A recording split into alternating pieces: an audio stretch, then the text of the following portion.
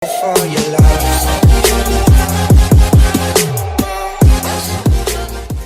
Assalamualaikum warahmatullahi wabarakatuh. Hai semuanya, di sini dengan aku Marsha Amelia di Ngopi Ngobrol Inspiratif.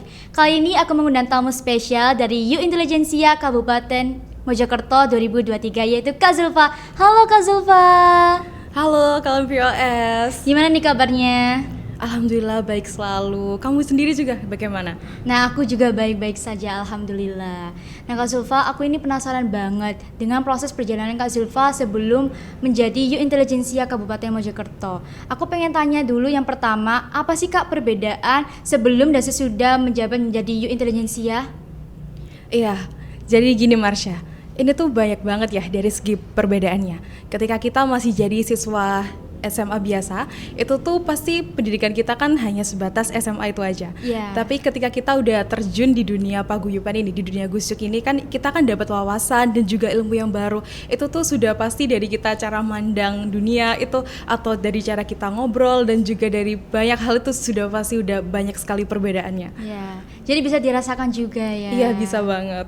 Nah, sebelum Kak Zulfa mendaftar ini kan pasti ada motivasinya dong tentunya. Motivasinya itu apa sih Kak?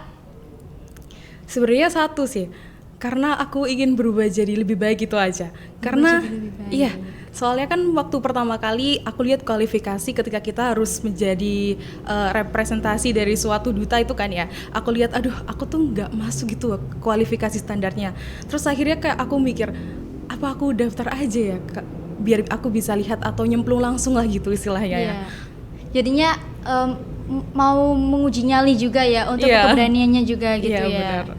Itu dari respon keluarganya sendiri bagaimana Kak? Waktu Kak Zulfa Alhamdulillah. daftar. Iya, alhamdulillah itu waktu itu orang tua saya tuh menerima dengan cukup baik dan memberikan banyak dukungan sih sebenarnya. Cuman kalau dari segala jenis pendaftarannya dan banyak hal sepertinya kayak ketika kita bikin video itu, aku lebih milih untuk melakukan itu secara mandiri gitu loh. Jadi orang tua saya dengan doanya saja izinkan saya untuk melakukan ini gitu aja. Jadi tidak melibatkan orang tua juga ya? Iya. Begitu. Nah, proses awal pendaftaran itu kan harus buat video tuh Kak. Iya. Aku pernah lihat Kak Zulfa posting Wastra, ya Iya. benar? Nah, Wastra itu idenya dapat dari mana sih Kak? Kok bisa terpikirkan seperti itu? Ya, jadi wastra itu kan ini ya apa kayak kain tradisional yang ada di Iya. Kabupaten Mojokerto itu kan.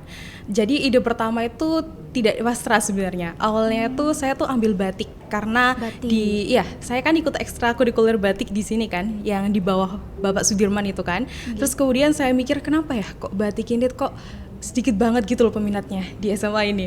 Oh iya. Terus akhirnya dari ide situlah aku pengen nih ngangkat batik itu. Apalagi kan juga dari guru semansa sendiri kan ya. Jadi saya ngobrol sama Pak Dirman gitu awalnya. Terus dapat nih ide, oke kita ambil batik aja kita angkat ini. Terus kemudian waktu di advokasi kita kan pengajuan ide dan juga inspirasi kan waktu itu. Iya. Kemudian dari pembina di sana itu mengatakan kalau misalnya lebih baik kalau misal tuh tidak hanya batik aja yang diangkat, tapi juga ada tenun. Jadi ketika batik dan tenun itu kan sama-sama kain tradisional ya kan? Iya. Akhirnya tuh disebut wastra itu. Akhirnya saya bikin advokasinya tuh wastra Majapahit gitu. Jadi kain-kain tradisional yang ada di Kabupaten Mojokerto.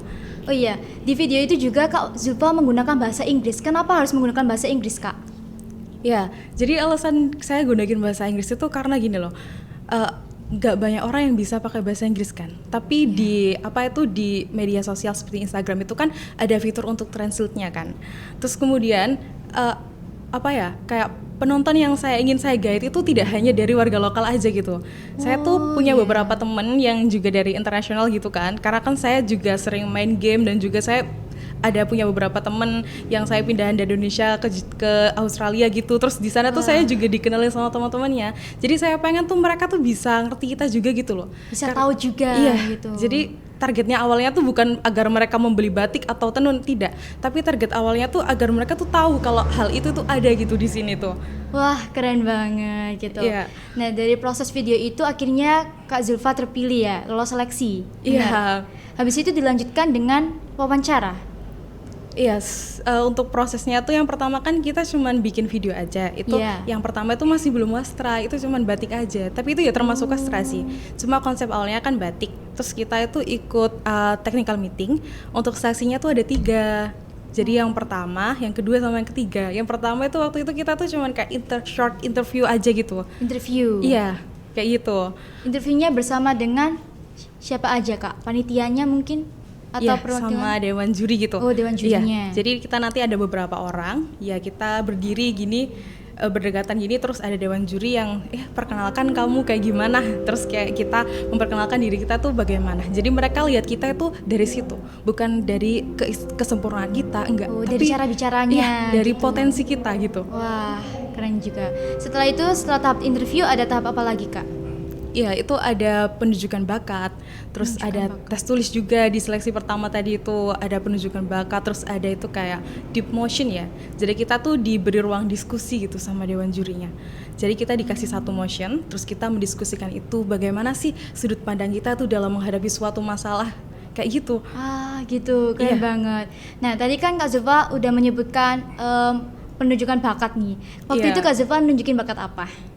Waduh, ini ada kaitannya juga sih sama VOS ya. Iya. Ya, jadi saya tuh ngambil bakatnya tuh ada 3 yang saya kolaborasikan. Yang pertama itu ada tari.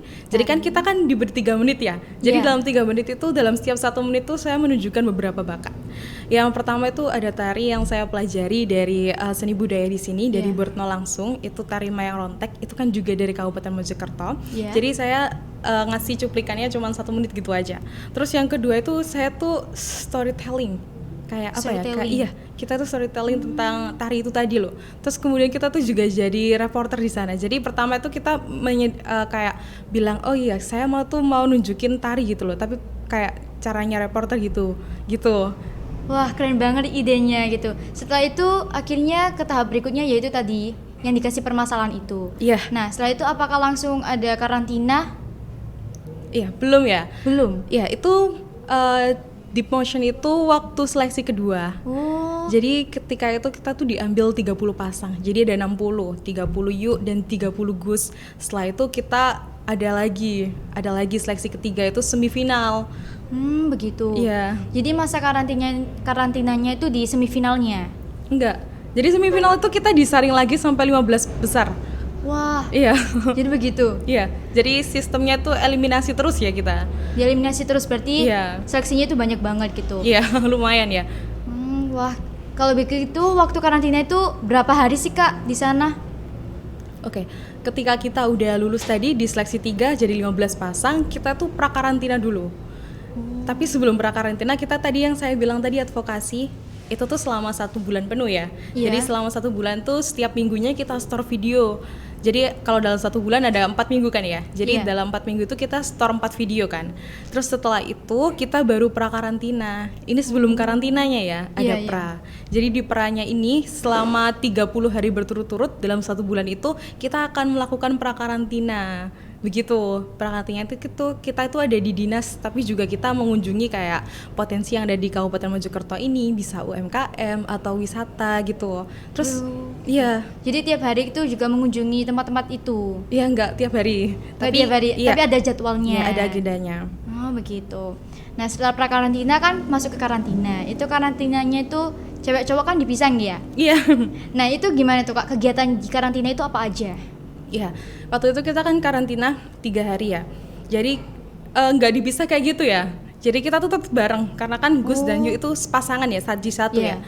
Jadi dipisahnya tuh ketika kita mau tidur aja gitu. Oh, iya, iya, iya, Karena paham. kan kita pasangan, jadi kita tuh harus jadi satu gitu, harus kayak satu frekuensi gitu. Kita soalnya ada beberapa di sebelumnya di prakarantina itu kita tuh melakukan challenge bareng gitu. Jadi pasangan mereka tuh harus kayak bareng-bareng ngerjain sesuatu gitu. Iya, biar sefrekuensi Iya, ya. biar gitu. dapet chemistry-nya gitu. Iya. Nah, terus waktu kegiatan karantinanya itu selain biar bisa sefrekuensi itu ada kegiatan lainnya nggak Kak? Misalkan kayak modeling, belajar jalannya itu. Iya, iya. Sebelumnya waktu kita prakarantina itu tuh kayak masa dimana kita kan pertama kali terjun nih, udah jadi finalis nih, Iya. jadi udah finalis Gus Yu nih. Jadi mereka tuh kayak ngasih materi-materi dasar nih. Kan kita kan udah jadi role model ya. Jadi mereka tuh ngasih kayak bagaimana sih kita biar nggak deg-degan kalau ngadepin orang. Terus kayak mereka tuh ngajarin catwalk yang tadi dibilang Marsha Iya. jalan ya kan, kayak gitu. Terus kita tuh juga diajarin banyak banget pokoknya. Jadi ketika itu sudah selesai prakarantina, kita masuk di karantinanya itu kita tuh sudah harus bisa menerapkan apa yang udah kita pelajari sebelumnya gitu. Oh begitu. Iya. Nah Kak, ada kejadian menarik gak yang gak terlupakan waktu karantina gitu sama teman-teman? Sama teman-teman ya, apa ya? Banyak ya sebenarnya. Cuman yang paling bikin senang itu waktu kita city tour gitu loh. Jadi kita kan mengunjungi salah satu wisata gitu loh. Terus kayak kita di sana tuh kayak kita belajar jadi tour guide. Terus kita tuh lihat wisata itu ada apa aja sih di sana. Jadi kita tuh mengunjungi di sana tuh masuk secara gratis gitu.